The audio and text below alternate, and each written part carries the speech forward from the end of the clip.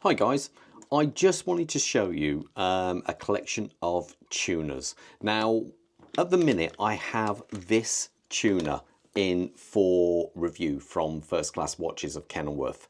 I'll leave a link in the description below and across the bottom of the page now. Now, this is basically the top flight tuner. This is the SLA 042. I've done a review on this already and it is a cracking watch. It really is a bit of a beast. Now, there are a whole host of tuners available out there. Now, I've had one of these black ceramic models called the Daft tuner, SBBN 013, I think it was called. And personally, I liked it, but not as much as my other tuner. Now, this is the SBBN 007. Now, this is what's commonly known as a 300 meter tuner, and this is a 1000 meter tuner. Now, the difference is the construction. Now, this one has got a solid case back, so it's known as a monoblock case. So there's only two ways water can get into this watch: through the gasket of what I mean by the gasket, that's the part which joins the crystal to the body of the watch, or past the crown along the stem through the tube into the watch. This one is what is called a 300 meter tuner. Now, the biggest difference here, obviously that has 1000 meters water resistance. This one only has 300 meters. I say that as if it's a small feat. But anyway, it does have a standard case back on the back there. So you can unscrew that to get to the movement. Now, for me, that makes changing the battery on these far easier because, okay, this one is an automatic variant. Now, the true divers actually wanted quartz over automatic because they know it's going to work, and if they've got a problem with the battery, it will give an end of life where it will move, the second hand will move, hold for 3 seconds and jump 3 seconds. Now, this one, to get to the movement, you can get this in quartz as well, like my old one. You have to take all the crystal out, and it is a real pain to do. It takes a lot longer to do than what you do on this one. Obviously, whenever you do any battery change on a quality diver, you do have to check that but it still holds, it's still airtight in there, so it still it won't let water in. But overall, they are a similar design, where this has, the other one has the ceramic, this has a steel shroud on it.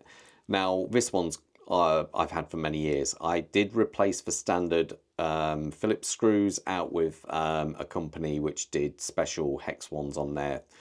So just brought it a bit more up to life. All of these watches have amazing lume. There's no ifs or buts about it. Now, they're all big. This one is a 52.5 millimeter, give or take. And this one here, I believe, oh, excuse me, making a bit of a mess here, is a 48 mil.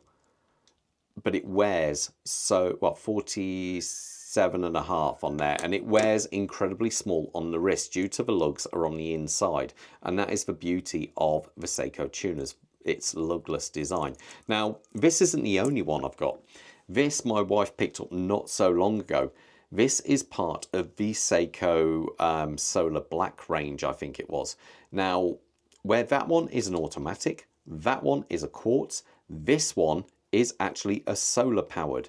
Now, I was a bit hesitant when I found this, if we like it or not, but the simple fact is, it actually, I was worried it would feel a bit too light, but it's got an okay weight to it. It feels quite solid. You still have the shroud going around there, and it just looks the part. Being that most of the serious tuners are normally quartz anyway, a ticking second hand is not a problem.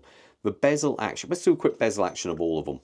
This one here, very, very nice. You can only obviously purchase the bezel on these gaps through the shroud. This one, a little bit more looser than that one, but obviously if you were to go diving, the pressure would be on it anyway, so it would all press down. But that's nice, I like that one. This one, let's have a feel. Definitely a more muted sound. But again, it is nice. And as I remember, I think this one fully is loomed, yeah. The difference with this versus the other ones is it's actually a fully loomed bezel, which is a really nice touch.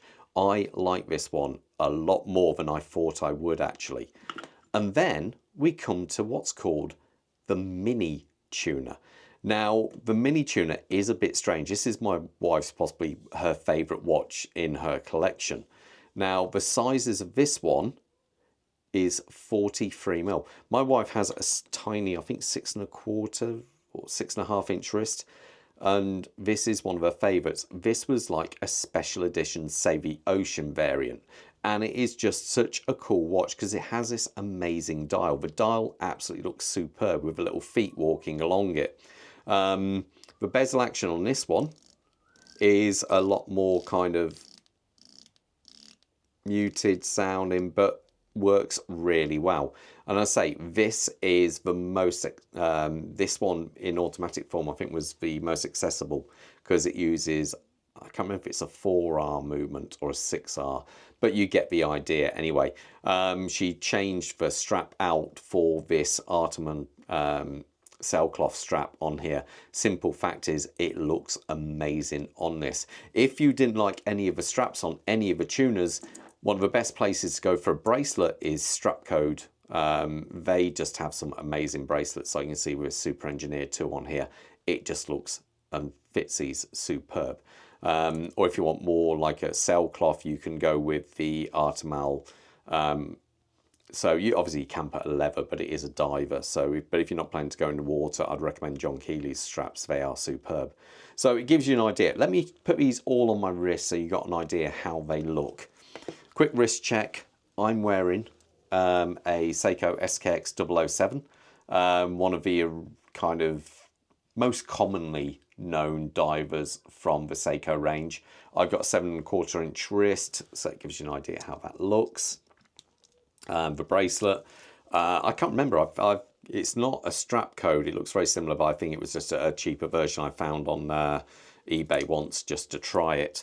So let's start off with the small ones first. So here, the street tuner. Actually, it's going to have my wife's sizing on this, so I'm not going to be able to do it up. Yeah, it's done up for her, so I won't be able to, but that gives you an idea.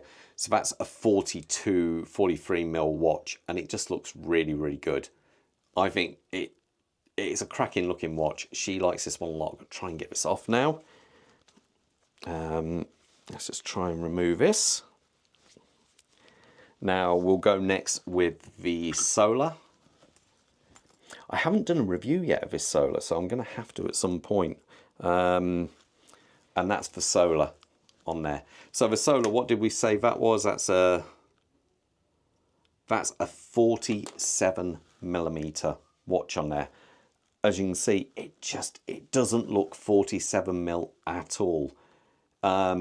It looks a lot more compact than it is. This is one watch I really do like to wear. To give you an idea of sizes, this is a 44mm watch. And look at the size difference. You can see how much longer the lugs are. It makes this watch look a lot bigger at 44 than that one at 47. My good old trusted old school one here. That is, what do we say, 48mm or something like that. And to be fair, it doesn't look 48mm. It doesn't look particularly large at all. And I think that is such a good looking watch. The amount of times I go out and get compliments on this watch, or just people asking what is it, it is really good. Thickness of this one, I should point out, is 15mm. And let's see, was it 40? Oh no, 47.5 I'm reading now. Let's check those are zeroed. Yep. And then we come to the Daddy. This one is a beast, but it just works right, I think. I think it really does look good. So anyway, that's that one. So that is a 52.4mm watch, I believe, and it just looks so good. It is chunky because it is an automatic and it's a 1000 meter. But there you go, it is really nice. Let me know in the comments which one you prefer out of all these, and yeah, be interested to know. Anyway, all the best, guys, and most importantly, stay safe out there. Bye.